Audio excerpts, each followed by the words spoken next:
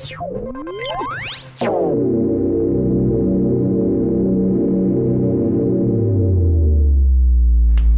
up, Ludens? Welcome back to another episode of the Ludens Query Report.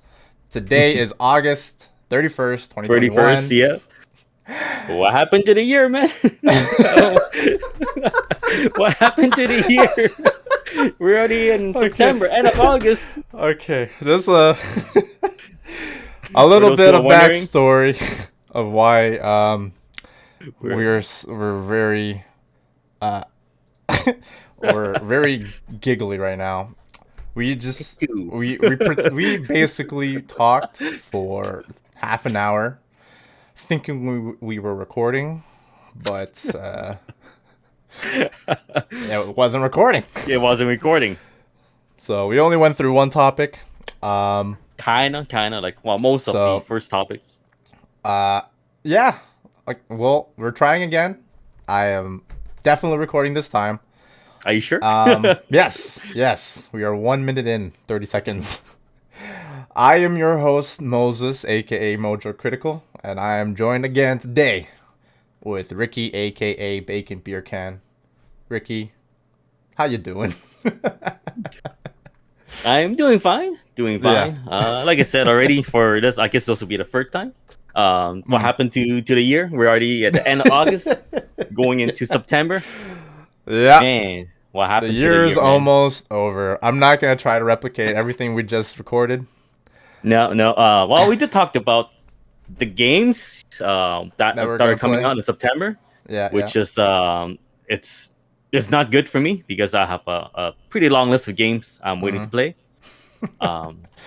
Let's go over that again. I'll ask you this. This is something I didn't ask you. Okay, out of all your games, which one are you most hyped about? Am I most hyped about for this month? Yeah. If it's only this month, when I say this month, I'm referring to September. It will be a Japanese RPG or JRPG called Kuro no Kiseki. It doesn't have an English name yet. For those who don't know, it's the Legend of Heroes Trails series. It's the latest entry in this franchise. It's coming out end of this month, and that is the game I'm really looking forward to. Interesting. So that will be not available on the top in North America, right? Not yet. Not yet. The previous one, the previous one, which came out last year, the English version is not coming out till like 2023 or some shit like that. Is that usually what the turnaround is for like the English port? For those games, yeah, they take their sweet time in translating it. So I feel pretty bad for the English only speakers, or in the VTuber scenes we call them EOPs. EOP. English. Okay. English only peasants. Oh, that's me. I'm an EOP man. Unilinguistic. I can understand free language. Nice. Yeah. One for me. English. I'm looking forward to that game. So that's on my top of my priority list. After that, there's Death Stranding, but I'll probably play that off stream, play that at the side. Yeah. So most likely I will be playing like after Kuro no Kiseki, maybe Lost Judgment, depending on how long it takes me to finish that Trails game. They typically take a long time, right? Yeah, those games, I would say anywhere between 80 to 120 hours. Woo! JRPGs, man. Yeah, so they'll take a while. And then a month later, in October, it's Super Robot Wars 3D. So looking forward to that too. We got plenty of fans on our channel for Super Robot Wars. Thank you all of you Super Robot Wars fans. Yeah, so the next 2 months should be exciting. Lots of stuff to play. And then there's Tales of Arise. I'm interested in trying that. What else is there? I think that's all I mentioned. Okay. Yeah, for me, I'd say the most hyped, not necessarily the most eager to play, I don't know if that makes sense, is Death Stranding Director's Cut. Because I already know what to expect. It's just more of that plus you want to see what they added to the game, right? Yeah. And that's like my favorite game ever. Like, look at it. again, look at the title of this podcast. But the one that I am eager to try out is Deathloop. Yeah. I know they've been marketing that game like crazy. Basically every month they always drop some trailer. Like we don't know it's coming. And I don't watch any of them, but I already know I'm gonna play it. And not much I can say about it because I don't know what to expect. That's the best way I know I can enjoy something. Yep, just going blind. And the next would be Fist, the indie title, Yeah. forged in Shadow Torch. That's what it's called. Yeah. Cyborg Rabbit, basically. And yeah, so yeah, Death Stranding, which leads us to what we're gonna talk about today. So, Okay, what are our topics today? I already said the topics to Ricky, so we're not gonna get a genuine first reaction from him. But today on our report, we got 4 items we're gonna talk about. Number 1 on our report is China limits gaming for kids under 18. Even though I already know, it's just hearing that again. It's still silly, man. How are they gonna enforce that? But anyways, we'll get into that. Yeah, the new model. This number 2. The new model for PS5 has a smaller heatsink. Number 3, Norman Reedus says Death Stranding 2 is in negotiations. And number 4, today is hashtag ADayOffTwitch. Actually, it's September 1st. September 1st, yeah. But it's September 1st somewhere in this world because as of this recording, it's 10 p.m. Eastern. So definitely September 1st at some point. Like half the world, it's September 1st. Yeah. And that is why we're not streaming this, which probably should have, because we wouldn't have this issue of doing it all over again. But anyway, number 1 we're going to talk about is China limiting gaming for kids under 18. What are they up to this time? I have an article here on Kotaku.com written by Luke Plunkett yesterday, August 30th. He writes, Chinese kids have their online gaming time slashed by new government rules. Those under 18 will only be able to play for 1 hour on Friday, Saturday, and Sunday. What? Really? Okay. I'll read it. A new rule being introduced by the National Press and Publication Administration, NPPA, China's online watchdog, is looking to curb what the government feels is a growing, quote, gaming addiction among young people, end quote. The rule drastically cuts back on the time those under the age of 18 are allowed to play online video games over the weekend, with a 1 hour limit to be imposed from Friday to Sunday, and which also includes public holidays. That would mean that most of the year, kids would be allowed a maximum of 3 hours of online gaming per week. As the South China Morning Post reports, the rule was first published in state media outlet Xinhua, I don't know if I'm saying that right, where a government spokesperson said, quote, many parents have said that the gaming addiction problem among teens and children has gravely affected their ability to learn and study as well as their physical and mental health, even causing a series of societal problems, end quote. Enforcement of this rule is going to be left to China's gaming companies, like Tencent and NetEase, who are being asked to strictly implement registration and login systems that require the use of a player's real name. Tencent, for its part, has already said that, quote, it supports the new regulation and will implement the new requirements as soon as possible, end quote. They have no choice, man. The latest move comes after a succession of similar, less severe measures have obviously proven ineffective by whatever metric or agenda the Chinese government is trying to hit. In 2019, kids were banned from playing games after 10 p.m. and had their microtransaction spending curtailed, while also limiting their play time to 90 minutes a day and 3 hours on holidays. The new rule comes into effect only weeks after government media in China labeled video games at...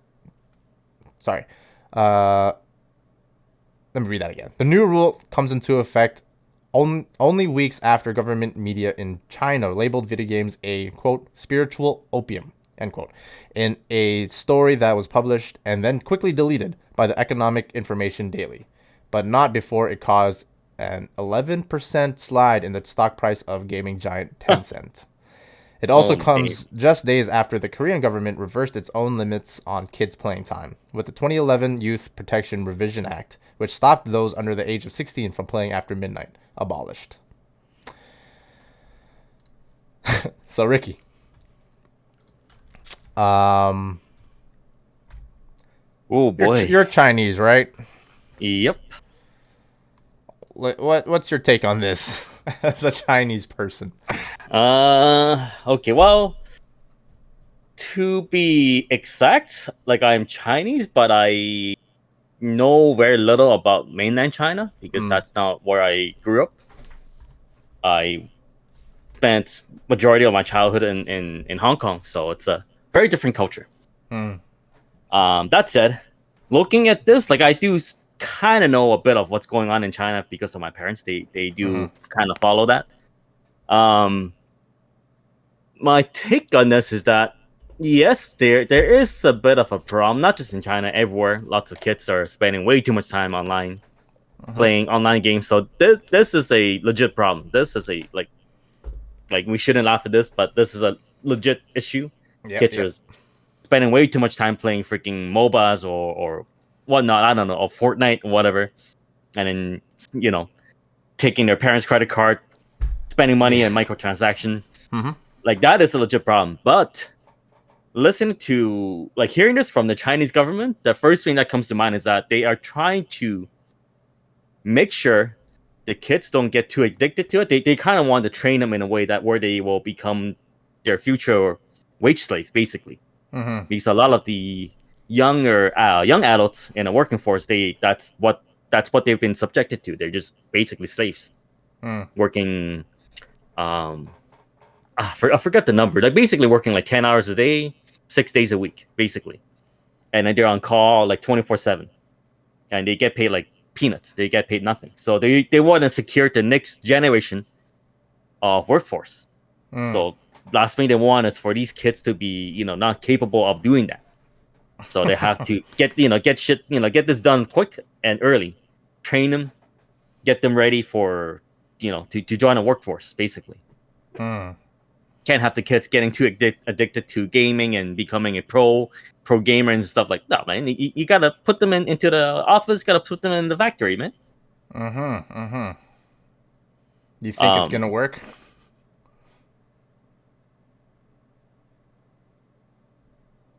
I want to say yes, because like I said, Tencent, they said they support this and they agreed to this, and I kind of joke they have no choice because a lot of these companies, on paper, they are, they operate under their own rules. As long as they don't break laws, they're fine, right? But we all know the government controls them all, right? Whatever the government says, they have to agree to it.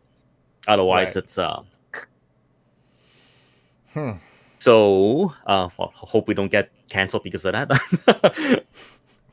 So yeah, nobody's for now. Anything to us. Yeah. It's gonna be one of those things where a video we've done 5 years ago gets us canceled. I know. Or maybe 5 years from now, where China grows a little bigger, and then they're gonna dig up this Ludens report, and they're like, cancel them. How dare you speak ill of our Lord and Savior? Yes. So if this is coming from the government, then yeah, these publishers and devs, they have no choice. They have to follow through. Yeah. And because of that, I think this will work. Because they most of us know any telecommunications and anything, it's controlled by the government. If they say so, it's done. Yeah, I'm curious on how they're going to actually enforce this. Well, basically, I'm guessing because it's let's say online game, you have to log in into the server, right? So you have your username. So they just keep track of, okay, you logged in at this time. They start timing you. After that 1 hour, cut off. That's it. You can't log in. Woo. But the thing is, it says it's online game only. Mm-hmm. Then in that case, does this mean all these kids can just turn around and start playing single player games?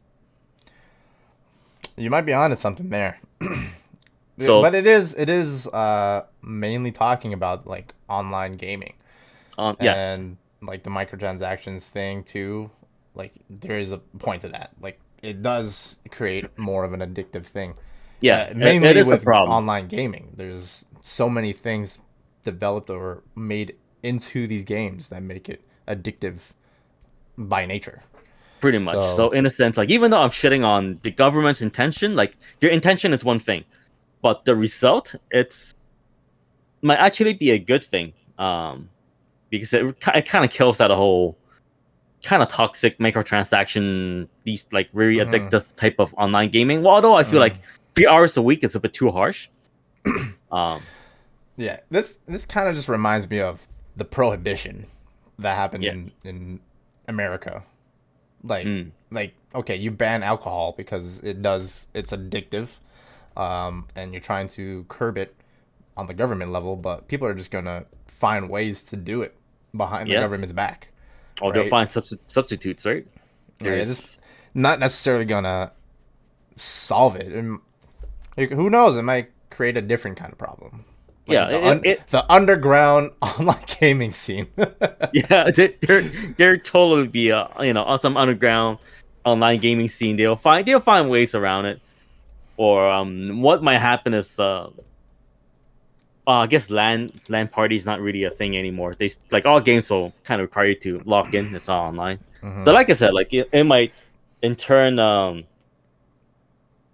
kind of benefit the single player gaming devs, because a lot of people will start turning to those games. Like they want to play games, they want to play some sort of games. Now they have no choice but to play the offline single player ones. Nowadays, you see a lot of publishers actually making their single player only titles online only for some reason. And sometimes you have to actually have an account to play. I'm mentioning like the publishers that come to mind are Ubisoft, EA, Square Enix. There's like that initial startup screen where you have to sign the terms and agreements, accept and sign into your Square Enix account to play the single player game, things like that. And who's to say, like, maybe China will put in their law that, okay, if you want to release a game here, you have to make it online only. Yeah, that's what they'll do too. Yeah. Like when I think about this, like, okay, yeah, I'm not underplaying the actual addiction problem that it does have against with youth, right? Because video games are definitely addictive. But it has to start at home. Like, okay, parents, like you got to do some parenting here. Yeah, this is your child. You can't just blame the game, right? Yeah, you can't just put all the responsibility on the games, right? Like dude, like that's it's your responsibility as a parent. But like you said, like the work culture, maybe the parents aren't even there. Yeah, it's true too, right? Like I guess they can't really parent their kids when they're busy at work. There you go. So there's that problem. There's underlying issues that go under this. Like I'm not gonna say like us two we're gonna solve this issue on this podcast. We have the solution, people. I'm not saying that. No. There's no solution to this. There's always more to the story. And like this might seem like it could help this addiction problem, but not really. Like, you ever stop cold turkey on something? Like, imagine playing like dozens of hours a week, and then all of a sudden now you're playing 3 hours. Like, you're just gonna be miserable. It's like, like what are they gonna do now, right? Like, with all the free time, like I guess they can watch TV, watch their get brainwashed watching TV. The way I see it is like, okay, they're gonna be addicted to something else. They're gonna find something else. They're gonna find something else. They're gonna find something else, unless the government then introduce some other law where, force them to volunteer in some other workplace to gain experience. Then, they can always find a way to spin it. to get them ready, right? Like, because from my perspective, that is their intention. They want to make sure these kids are ready for work instead of being addicted to games. Which on paper it sounds good. It sounds good, right? Because yeah, like that's what we want kids to do. You want them to study. You want them to succeed in life. Yeah. And being addicted to games, that's not the way to go. 90% of the time. But then again, when you look at the work culture, then you start to think, wait, hold on a second. You're like, I see what you guys are doing here. Yeah. Ricky, number 2 on our report. All right. The new model for the PS5 has a smaller heatsink. I have an article here on The Verge, written by Tom Warren. Let me switch here. Sony's new PS5 model weighs less because it has a smaller heatsink. This new PS5 model has appeared in Japan, Australia, and the US. It's written by Tom Warren on August 29, 2021. He writes, a new PS5 model started appearing in Australia, Japan, and parts of the US earlier this month, with a new stand design and a mysterious reduction in weight. Thanks to a teardown video from YouTuber Austin Evans, the mystery has now been solved. Sony has changed the heatsink that helps cool the PS5.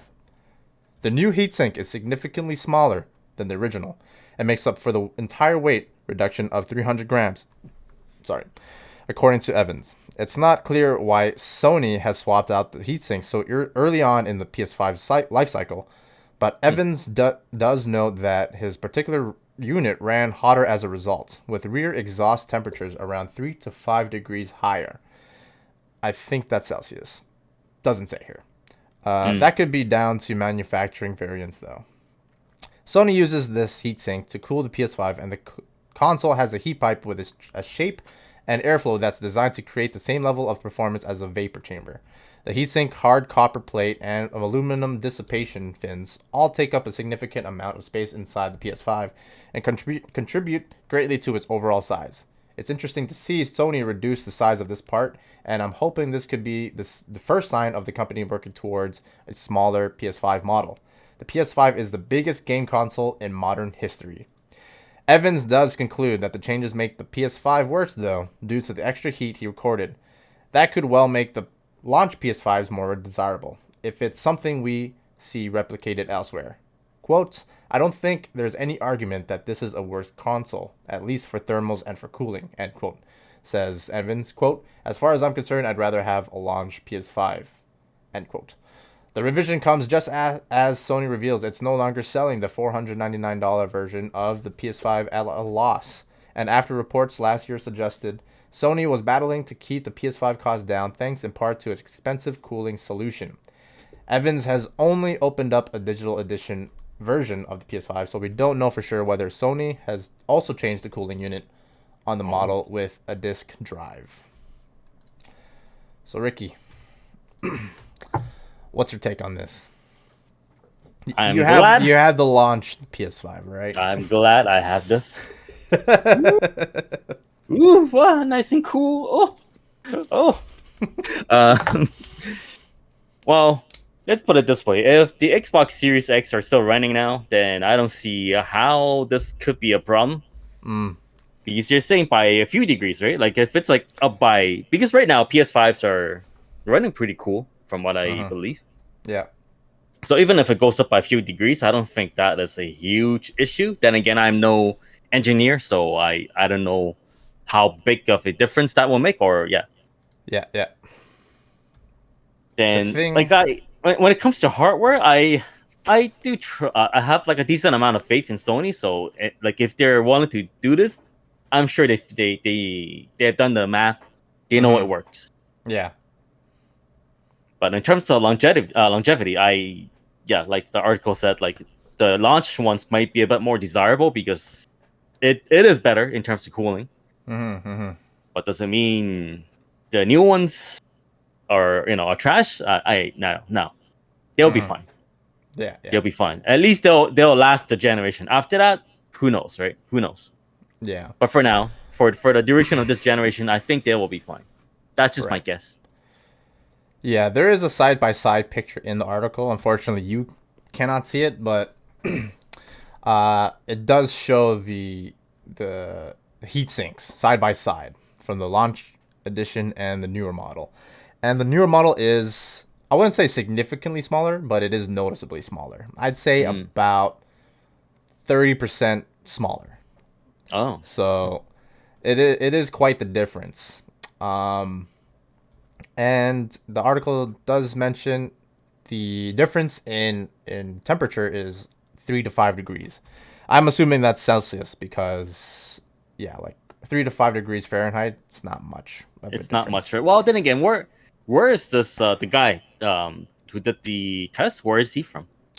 Oh, he's a YouTuber, so I he mean, did. like, What do you mean? because depending, like, which country he's in, right? Because if he lives in the States, then that might be Fahrenheit. Hmm. Well, I'm not going to assume either or. I Yeah, I'm just gonna. I don't know. 3 to 5. It's hotter. Let's just say it's hotter. it's hotter. Yeah, yeah. Like And if it's it's hot enough yeah, for this guy to say like this is a worse version yeah. Like, of well, the worst case PS5. scenario, let's say Celsius, but even then, that's not a lot, I guess. Yeah. See, this is Like, the not enough to make me panic. hmm and like you said, you did mention like you have faith in Sony to make sure they did their due diligence in the hardware design of it. Like Yeah, they're not gonna put a terrible heatsink that is not gonna last, right? yeah, They definitely want to put out something with quality. And of course, this is a business decision. They don't want to keep selling the PS5 at a loss. I've yeah. seen different takes on this whole heatsink thing, and a lot of people are saying, yeah, this is just more of Sony just being anti-consumer and just trying to squeeze out as much profit as possible. I don't see it that way. You know, it's always a balance between what you have to do to make sure that you're staying afloat as a business and also giving quality service and products to Yeah, your consumers, right? yeah. You need a And balance, right? my take on it is that with the price of components and materials nowadays, like sometimes you do have to make these kind of changes, especially Yeah, with materials with like the in a heatsink. Like nowadays, copper is expensive to to get, and to put basically a hunk of copper into your product. That's gonna have a lot of overhead in your sales or whatever in your business. So them going with a smaller unit and they're making millions and millions and millions, like this is just a decision to make sure that more people are able to get the PS5. Like if they're sticking to the original model, they'll have to. How much money are they going to spend? Like we're talking millions of units, and yeah. then just the matter of even like the chip shortage or whatever. I don't know if that's still going on, but that too, Maybe. Yeah. uh, like this is a business decision that is made for the long haul or the long term of things. And it being smaller, it saves them some money, yeah, but it running a little bit hotter, like there's hotter consoles out there, like you They you are mentioned. much hotter consoles out there, so this, yeah, I don't and see this as that big of a problem. and like you can spin it both ways. Like okay, this is the thing though. It's only the exhaust that they measure the temperature. It's not even the actual chip. Um, Hmm. and the components inside, the internal temperatures, it's just the exhaust, what they got. Yeah. So So who's to say like the ideally, heat sink isn't working better because it's it's expelling more more efficient. heat? It might go more efficient, right? So I Like that think, could be another take. yeah, like we definitely, what we need right now is a better test. Like someone has to do like a more Yeah. in depth like test comparing the Hmm. two and see how the two of them performs Yeah. in a long duration and see, yeah. Because right now we just our info is very limited, right? It's based on Yep. one person. He Yep. Yep. only measure the temperature at the exhaust. So I felt like Hmm. it's still too early to judge this Yeah. thing. it's not a comprehensive test by any means. It's still this one person's opinion, this YouTuber's opinion. Like his opinion is this is the worst console because he sees, oh, it's smaller and it runs hotter, it's worse. And like I said before, there's always more to the story. And again, we're limited in our information, like you said. Yeah. So I am definitely eager and waiting for someone with more knowledge, more resources to give us a better look at what the actual difference is between the two, of the launch edition and this new model with a smaller heatsink, and it has like the stand for the screw. You don't have to use a screwdriver anymore. You can okay. Yeah, just use your finger. A lot of people are happy about that. Like use a coin or something. Yeah, it's not that big a deal. Well, it is a convenience. It's small, but it's still quality of life improvement. So I'm not sure. That's fine. Yeah. But I'm just happy I have my PS5. I'm very happy with it. Yeah. You and I both got the launch model. Yeah. Better heatsink, I guess. It's bigger. bigger heatsink. Let's not say better. Let's say bigger. Okay, it's bigger heatsink. It's bigger. We're like it big. Size matters. Size matters, man. Yeah. So yeah, we'll just wait on further news and someone else. We need more. We need a second opinion on this. It's too early. It's too early. We're waiting for the Digital Foundry video. Yeah, but basically, I think they actually mentioned, they tweeted like, "Oh, we're trying to get our hands on the newer model because this is only started appearing in Australia, Japan, and the US, and I think Digital Foundry is based in somewhere in Europe." And yeah, so. Or just any other tech YouTube video. Yep. I want to see the actual internals. But I don't see this as much of an issue. People are really gamers in general, they blow everything out of proportion. They love to exaggerate and they just act like super entitled and just love to hate on everything. It's a gaming culture, right? Or just culture in general these days. Online culture. They like to read into everything. They love to assume the worst. Basically. Speaking of reading into things, we have here Norman Reedus talking about Death Stranding 2. So let's read into this. Death Stranding 2, Kojima! Norman Reedus says Death Stranding 2 is, quote, in negotiations. Liana Rupert on August 30th, 2021, writes this on GameInformer.com. With the Death Stranding director's cut on the way, it looks like Hideo Kojima is far from done with the breakout universe for his Kojima production studio. In a recent interview, Norman Reedus, who played Sam Porter Bridges in the game, stated that a sequel is currently, quote, in negotiations. In a recent interview with Odoro Cinema, courtesy of Twitter user @Nibel, the actor confirmed a sequel is the current plan in the most casual way possible. When asked which character he thought could win a marathon, his character from The Walking Dead or from Death Stranding, he was quick to side with Sam Porter Bridges because of his motorcycle and the exoskeleton, which, fair. What's interesting, however, is that he added, quote, I think we're doing a second Death Stranding. The game is in negotiations right now. So, yay. End quote. While not to be taken as an official statement While not to be taken as an official announcement quite yet, his comments do sound promising for those hoping for a continuation of this particular world. Whether it will continue on the narrative told in the first game or take on a completely new set of characters remains to be seen, but the fact that it is in negotiations is a good sign. There have been rumors that Kojima Productions has some sort of partnership with Microsoft for future releases. Since Kojima's company is his own to do with what he'd like, he has the freedom to bounce between any company he wishes. The first Death Stranding originally started as a PlayStation exclusive, though the barrier widened to include PC post-launch. Nothing about a partnership with Team Green has been formally announced, however, so we're keeping this firmly in the rumor pile for now. Do you want a Death Stranding 2, Ricky? No. Why not?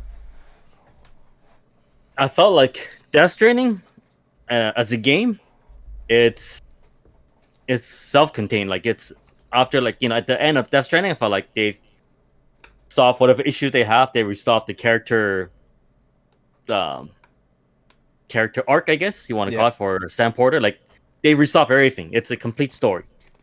It does not need to be it does not need to be continued.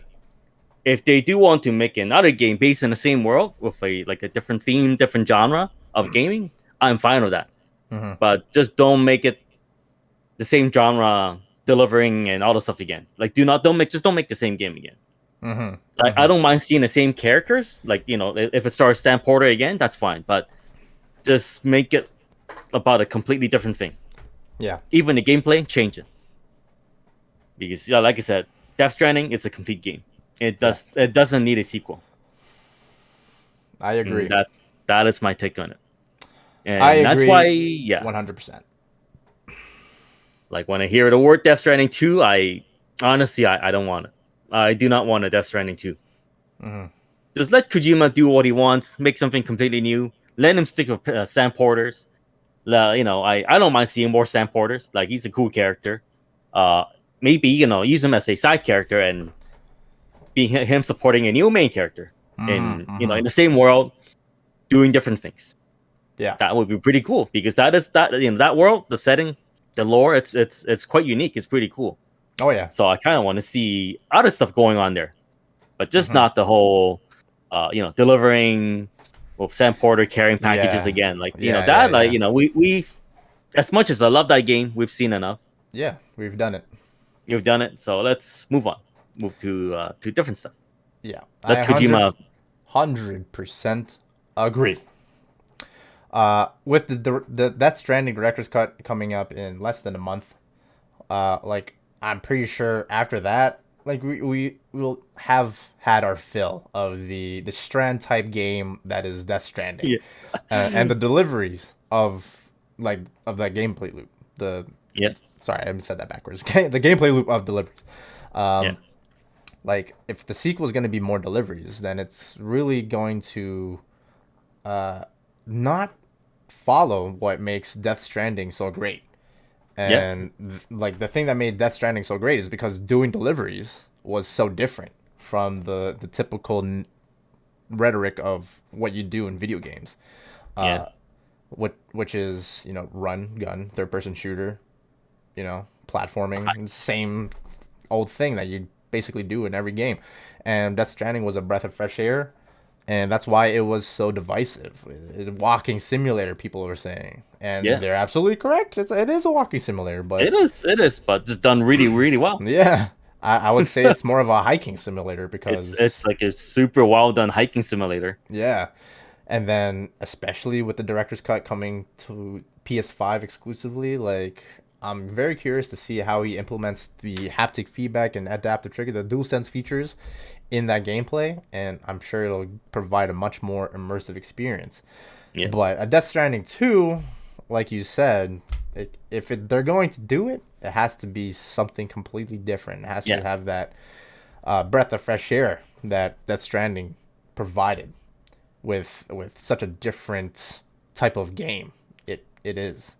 And I can sit here and really speculate, because anybody that's finished Death Stranding, that ending, what do you do after that ending? I guess we'll go into spoiler territory here. We'll speculate a little bit, and then we'll move on. Okay. All right.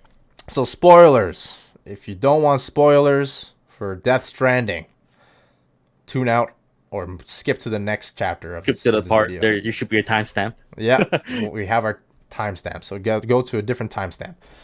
At the end of Death Stranding, there's no more timefall. There's no time. No more timefall. No more BTs. No more BTs. And basically, the tomorrow is in your hands. And the extinction event it's over. It's been resolved. The threat is gone. exactly. So it feels like it diminishes the first game if they bring back the Timefall and BTs again. Like it felt like I've been betrayed almost. Like what was the Yeah. point of going through that first game? Yeah. The only way I see it if they do keep those elements is prequel or side story type of thing. Like you play as Pretty much. Fragile, right? Yeah, but at the same time, like, do we really want that? Like, Yeah, if anything, I just don't. just make more DLCs for the game. Don't make the second one. Yeah. But I'm curious. I am curious. Like if they do continue it off of that ending, basically Sam now has BB, Yeah. Lou, and he's out in the open. Rain is falling on him, and it's a colorful rainbow, and not the upside down rainbow. And do they even need deliveries anymore? Because people can go outside now. Yep. So here's the thing. What if instead of a delivery hiking simulator, now it's like a management building farming simulator? Oh my god. Just like basically Stardew Valley, but in a Death Stranding world with Sam Porter. I'll play it. I do love those like micromanagement type of systems, like inventories, and I never really played those type of games like Stardew Valley or I don't even know what I can even mention, but I know those systems have been in other games when you have to manage certain things. Closest I would say is Mother Base for Metal Gear Solid 5, like managing your soldiers Your and staff, your different personnel, departments basically. or whatever. Yeah. So that was like the extent of my kind of management systems in a game. And but yeah, like trying to maximize everything, be like more logically looking at that world, like now that there's no time for no BTs, people are free to travel outside of the city, and by going from that train of thought, it only makes sense for them to further expand their city and really connect with each other. And how did they do that? They have to build. that's why I wouldn't mind seeing that type of game, like Sam Porter building their own town, expanding, connecting. He's done it before towns. With Mother Base. Yeah. What do you have to steal citizens, and this time you have to it's basically those missions where you have to deliver mama and President Bridget or whatever. Yeah, just collect people to your own base, and then you can start building your city. Like Kojima, really, do it. Who knows, right? Who knows?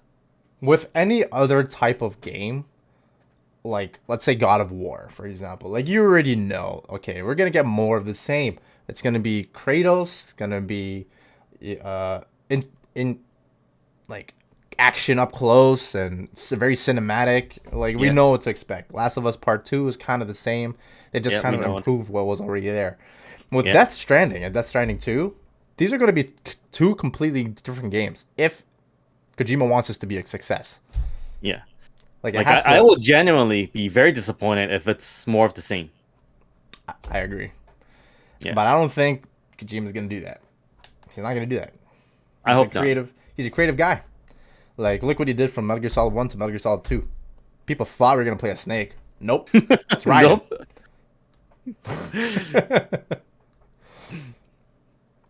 And then, Metal Gear Solid 5. Like, what a game that was. Like, it is very different from the previous installments.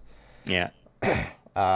So he does try to be creative with his sequels. Change himself. Even Free compared to 2, the whole survival aspect. That is a pretty big departure from 2. And even Peace Walker on PSP. Yeah. If anything, I would say 5. It's basically a polished version of Peace Walker, I would say. Mm-hmm. But that started with Peace Walker. Yeah. So those big changes, and then he just really improved it on Metal Gear Solid 5 with the open world type of aspect to it. Yeah. So Death Stranding 2, it's in negotiations. I don't know what that means, but I'm excited. I think I think we can definitely say it's a rumor right now. It's a God damn it, Norman Reedus. Why do you have to say that, man? And this is why I stay away from freaking social media, man. Negotiations, yeah. In the meantime, Death Stranding Director's Cut. That's coming out September 24th, 2021. If you can't wait for Death Stranding 2, just keep playing Death Stranding Director's Cut. And just be engrossed and dive into that whole entire world that Kojima created. It's a crazy world. It's a crazy world to be in. Only from the mind of Kojima. Moving on to our last topic of the day, something we already talked about, but people here let's talk about it again. For the first time. Like we said at the start of this episode, we talked for like half an hour. More like 20 minutes. Yeah, 20 minutes. And we did talk about this ADayOffTwitch thing that's going on. So hashtag ADayOffTwitch happens today, September 1st. So it's today. Well, for us, it's August 31st, but it's basically September 1st now. It's almost September 1st. Yeah. Might as well be September 1st. So ADayOffTwitch. I'm sorry, Ricky. I'm going to have to read it all over again. That's all right. Let's hear it again. What is ADayOffTwitch? Why streamers are striking to protest. Written by Connor Bennett on Dexter2.com on August 31st, 2021. The hashtag ADayOffTwitch boycott is set to take place on September 1st, but what is it and who is taking part?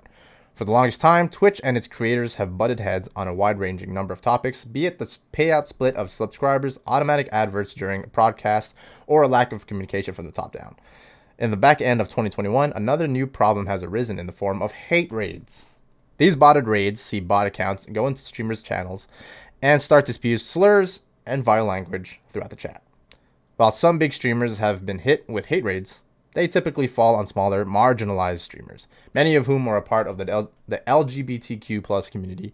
After a rise in these raids, streamers are taking a stand. Many creators have called on Twitch to make significant changes to combat these. Sorry, there's a bug in my face. Sorry. Many creators have called on Twitch to make significant changes to combat these hate raids, but there hasn't been much done yet. This has led to the ADayOffTwitch protest from some streamers. The hashtag ADayOffTwitch idea was spawned by Twitch streamers Wreck-It Raven, Shiny Pen, and Lucia Everblack, who suggested that streamers don't stream on September 1st as a result of the growing number of hate raids. Their suggestion was quickly picked up by a number of other streamers too, who went as far as suggesting that viewers also join in by not watching any stream on the platform come September 1st. Plenty of streamers who have pledged to give their backing to the movement are joining in by taking the day off and encouraging their viewers to do so. That includes the likes of Scottish comedian Limmy, YouTube Collective, Kinda Funny, ASMR YouTuber turned streamer Gibby, and Yogg's cast member Squid. Of course, not everyone is sure about the protest or what it'll achieve, given that there have been similar ones before it that have achieved next to nothing. MMO star Asmongold said he'd do it in a heartbeat if other big streamers joined in, but stated that nobody gives a fuck about those who have signed up and started the movement. As the date gets closer, more streamers may hop on board and decide to take the day off, but that remains to be seen. It also remains to be seen if the movement will have any success. But there are plenty of streamers and fans alike who are begging for Twitch to do something about the bot raids. So, Ricky, this isn't like the previous take. Now you actually know. Now I actually know. Well, I'm just gonna repeat one thing I said, on our failed attempt. Yeah. The main thing is I don't think this will work. Mm-hmm. The whole take a day off Twitch, because the best way to make a statement or make Twitch listen is to go after their wallet, and not streaming for a day is not going to do anything. Mm-hmm. They might lose out on ad revenues, but subs, people already subbed already, or if they plan on subbing, if they can't sub tomorrow, they can just sub the day after. Yeah. So it makes very little difference. And actually, I didn't say this earlier, but there's also an issue where a lot of streamers are saying, okay, we're not going to stream. But at the same time, there would be a group of streamers thinking, all right, well, I have less competitions. This is the perfect time to go and stream.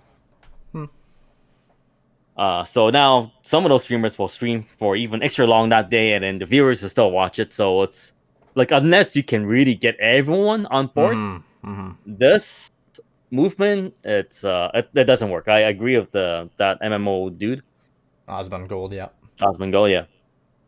Like I 100% agree with him. Like, it's, if everyone hops on board, then yes, this can be a thing. But the fact that not everyone is on board, especially some of the bigger streamers, then this means nothing. Yeah, it's gonna accomplish jack shit. Yeah, Twitch doesn't care. So ideally, like, yeah, if you really want to make Twitch listen, then yeah, you have to find a better way to go after the wallet. And on Twitch's part, in this case, I don't know too much about programming and all this stuff. I don't know how they can really stop the bots from going after all these channels. Like, unlike their previous issues with certain streamers and their certain type of contents, where they can ban them, but they don't. In this case, it's like, how do you stop bots? Yeah. Like, you can stop, like, first wave of them, but they can always just create more and then they come again. So it's like, what do you do? Like, I don't know what the solution is. Yeah. My take on it is that it might not do anything, right? But it does raise awareness. Like, this is a trending thing. People know about it. We're talking about it. It is news on lots of different platforms and media outlets. So it does accomplish that. Okay, there is more awareness that this is happening. What does that awareness do? Maybe it'll go into the right hands that actually come across this news. But yeah, it really is very small difference, very small change, and like you said, it's about hitting them where it hurts. And I don't think there is that sense of urgency from Twitch. It's been over a month. I don't know how long it's been happening, but yeah, it seems like it's been going on for a while. If it's been that long and they still haven't really, well, I think they did say they acknowledged it. At least they acknowledged it, but at the same time, but like, they always acknowledge stuff and they never do anything. They, like, the fact that nothing has been done or not even attempted, then that's not a good look, right? I think that's the issue with a lot of these kind of community type of platforms with Twitch, right? These are humans we're dealing with at the end of the screen or the other side of the screen, right? And like, how do you enforce different things? Like, in my mind, maybe you can have like confirmation email or confirm your identity to your Twitch account, so you can prevent people from creating multiple accounts. Like, but that also causes other issues that might be brought up too. Like, with Twitch, like, you don't really use your own identity. You assume you have a username, online identity. And there's an anonymity to it. So I don't think actually confirming your identity to an account would be the solution here. It would solve the bot thing, but right now you're limiting very much the amount of users that can be on the platform, because for whatever reason you might get banned. It might be a faulty ban from Twitch, the platform itself, and then you can just make another account. Maybe you learn your lesson. I don't know. There's so much nuance to it, and I always say that, like, us two, we're not going to solve these big issues. No, it's not going to happen. For Twitch, that's limiting the amount of traffic they're getting. It's the last thing. That's like the last thing they want to do, because they want as many people coming to the platform as possible. So if they introduce all these restrictions, so, using your own identity, or using only, you have to use a certain type of email to validate your identity, all these stuff, it's gonna limit how much traffic they're getting, and they don't want that, right? Like, at the end of the day, they care about their wallet. Yeah. And by introducing all these restrictions, like sure you can kind of clean up the community, but it's hurting the company. So for them, there's no way out of this. You can't win. I see the writing is on the walls with Twitch going down. This is the Titanic we're on, and it's just iceberg after iceberg is coming. And they can only go through so many, man. Like they've hit quite a few icebergs already, and it's kind of amazing that the ship hasn't sank yet. But at this rate, it's a matter of time. It's a matter of time. Like there's only so much news. There's never been any good news surrounding Twitch. It's always bad. And like eventually enough is going to be enough. There's going to be one straw that'll break the camel's back, and Twitch is going to go down, and I don't know what it's going to take, because unless they actually put in the effort to try and fix the boat or ship. I think there needs to be another ship. There can't just be this one ship. Well, like, that's Mixer why tried to come into the mix, but Twitch has grown so big, they're kind of monopolizing the streaming platform, right? Yeah. Although there's more people starting to stream on YouTube. So that might be another platform. Although YouTube is not that much better, to be honest. At least, for me, I've been watching a lot of streamers on YouTube. Yeah. For those, I guess people don't really know, but I watch a lot of VTubers. Most of the VTubers, the ones from Hololive, they all stream on YouTube. So there is a community there. There is some potential there. Yeah. It's just in terms of the UI, I would say Twitch is still better than YouTube in terms for streaming. For the streamer and the people watching it. Yeah. Like Twitch is still better as a platform. It just has a very unique identity to it. So that like they've kind of gone this long building this platform, this culture. It's hard to replace. People have grown so comfortable with it. It's hard to introduce a new one. That's the issue with it. Like it's gotten too big, and now issues come up, and there's nothing really you can do about it. If there was another competitive platform, like there's Mac, like how there's Mac and PC, there's PlayStation and Xbox.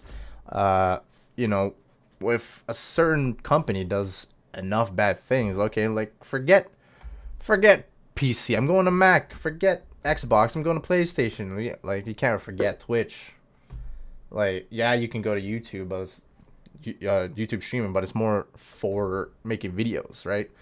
The branding is about that's for like making individual videos. Content. Yeah, like there's not a Twitch competitor. There have been brands and companies that have come before that tried, and they didn't.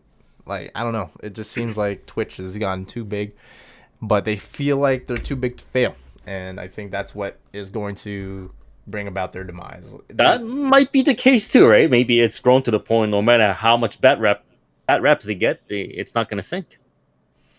They just keep chugging along. That's very sad. They just keep chugging along. I don't know. There has to be another competitor out there to really like competition is a healthy competition is good. It's good, right? I feel like start to innovate more. And the only way they can, I think the only way they can really introduce a new competition into this industry is they kind of copy and paste the whole formula from Twitch, and they snag like a good amount of big streamers. Yeah, not just one or two. They have to get most of them. You can't just get freaking Ninja or whoever. You can't just get one or two. You have to get more, right? Like right at the get-go, get most of them to your platform, and make a statement. Otherwise, you have no chance. Yeah.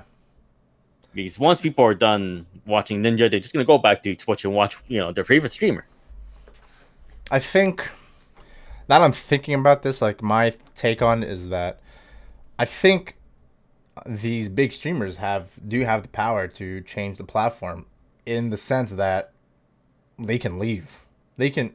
They have. I'm pretty sure they have enough resources. These people are making hundreds of thousands of dollars on their streams, even millions of dollars. They're buying freaking mansions, and like you can use that money. You can come together. You can make a different platform. You can bring start their own platform, all of your streamer friends and tell all the viewers like we're sick of Twitch. We're sick of what they're doing. We're making something better, and until like actually we're not gonna go back. We're gonna go to this platform, and it's gonna be a better place for streamers and for viewers. They have the power. They have the resources to do it. Like money. They have no money. They have no reason to do it though, because why take that risk when they can just stay where they are and keep making money? That's the whole thing, right? So basically, any of these big streamers who are saying, "Yeah, we fully support it" and all the stuff, they're talking out of their ass. Okay? Because at the end of the day, money comes first, and then doing good. It's like kind of low on the list, on the priority list. Yeah. And honestly, given like anyone in their shoes, they would do the same. Like me, if I'm in their shoe, like if I'm in their position where I'm making freaking hundreds of thousands, millions on this platform, well, I go out of my way, take the risk, start my own platform, and no, that's too much of a risk to take. Yeah. Unless I really care. Yeah, unless I really care about this issue, right? Or if this thing continue to spiral downwards to the point where it's like, it's beyond saving, then yeah, like they might have to, okay, you know what? Our reputation is on the line. So we have to leave this platform. They have to have a stake in it, yeah. Yeah. If it really hurts them, like if it hurts the wallet, at the end of the day, if it hurts the wallet, then they'll do follow the money, people. Follow the money. I've heard I don't know if this is 100% accurate. I've heard that there was a study done with people that have made money. And basically at the end of the study, it has proven that the more money someone makes, the less empathetic they are as a person. So the richer you are, the less you care. I can see that. Yeah, because most of us right now, we're thinking, oh, we're a good person. When we have money, we'll donate to charity, we'll help people. But once you have that money, you're like, yeah, fuck those people, right? Who cares? I got the money. I can do what I want. And that's really the problem. Yeah, everywhere, I guess. I don't know. It's just human nature. It's human nature, right? That's just human nature. It's in us to do that. Yeah. So if I get rich one day, be sure I'm gonna turn into a freaking douchebag and jackass. I'm not gonna care about anyone. Right? Yeah, that makes me question a career in making content for as a career, and there is a possibility this can blow up. There's a possibility we can get rich off of this. Yeah. I'm just scared that what will we become, right? If this is blow up, are we gonna that be the person that I want to become? Someone that can make a difference. Am I gonna turn to someone I hate? That's kind of scary, right? That is kind of scary. What is that Dark Knight line? You either die a hero or live long enough to become a villain. Yeah. I don't even know if that applies here, but it reminds me of that.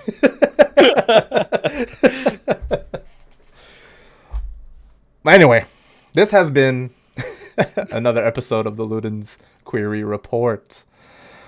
For August 31st. August 31st, 2021. We did talk about some interesting things. Yeah. Ricky, where can people find you? Yes, if people want to see my slow descent into madness and douchebaggery, you can follow me on twitch.tv/BaconBeercan. That feels so wrong. Feels so wrong after what we just talked about. And whatever. Yeah, I stream 3 times a week, 3 to 4 times a week. I usually stream around 10 p.m. Eastern time. So you can, if you want to chat, talk shit, just don't spam any racial slur or anything bad, but come join me. Be a good person. Be a good person, please. Yeah, be nice, man. Be nice. I'm not gonna chill in this episode. I'm not. It doesn't feel right. Doesn't feel right to me. Nah, man. I'm still gonna show. No shame. Be nice, but I turn around. I will say that if you liked this episode, you enjoyed this episode, we have these episodes uploaded weekly. We try to give you the latest news, and we try to get Ricky's takes on them because he lives under a rock, and it's entertaining for me to see his reactions on these things he has no idea about. I legit have no idea. I don't know if this is a good thing for him. Ignorance is bliss. I'm telling him what's wrong with the world. He's just happy in his streaming Twitch on September 1st bubble. And, and he doesn't get hate rated. He's living a perfectly good life. And then here I am coming with some bad news. If you are entertained by that, like and subscribe. And thank you guys for watching. And we'll see you next time. See you next time. Peace out, Ludens. Keep playing.